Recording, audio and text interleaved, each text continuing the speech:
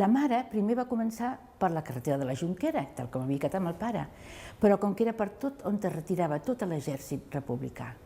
Doncs el lloc més perillós és on bombardejaven, i llavors molt aviat els que anàvem a peu, molts, van decidir deixar aquella via principal i posar-se dintre dels boscos.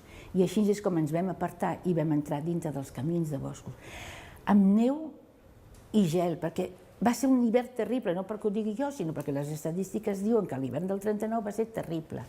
Havia plogut, també hi havia molt de glaç, i allà caminant. La mare diu que jo estava com muda, o sigui, no parlava, només trencava el silenci quan estava esgotada, quan tenia fam i quan tenia por. Por per què? Por perquè la portava dintre ja del bombardeig de Figueres, però també por perquè ens perseguien sempre 2 o 3 avions alemanys per metrallar-nos, perquè clar, eren socis d'en Franco, junt amb Mussolini, i tampoc no ens oblidem de Salazar, que aquest no el parlem gaire, però a Portugal també Déu-n'hi-do. I llavors ens perseguien. La consigna era matar tot el que havia estat ajudant a salvar la república.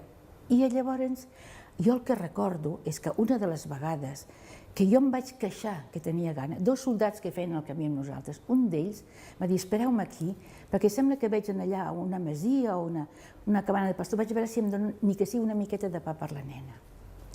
Va marxar i el vam esperar. Al cap d'una estona no tornava i el company diu, igual s'ha perdut, el vaig a buscar. Va tornar de seguida.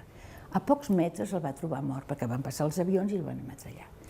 Jo recordo perfectament el sentiment de culpa que vaig tenir en aquell moment de pensar que si no m'hagués queixat de que tenia gana, aquell soldat potser no hagués mort. I és molt trist que una nena de 5 anys que no sap el que està passant se senti culpable de la mort d'un jove perquè tenia gana. Diu la mare que mai més em vaig queixar de que tenia gana. Jo sabia que hi havia coses que no tenia que dir i no em vaig queixar mai. I llavors, després de moltes aventures, jo recordo a la nit, allà tapades la mare i jo amb la mateixa manta, intentant fer fogueres, molta gent, però és que la llenya estava verda o estava mullada, sortia fum només, però bé, vam arribar al final fins a la frontera. Vam tardar per fer uns 28 quilòmetres, que crec que hi ha, segurament que vam estar uns 8 o 10 dies per arribar a la frontera. I vam arribar per fi a la frontera, al port del Pertús.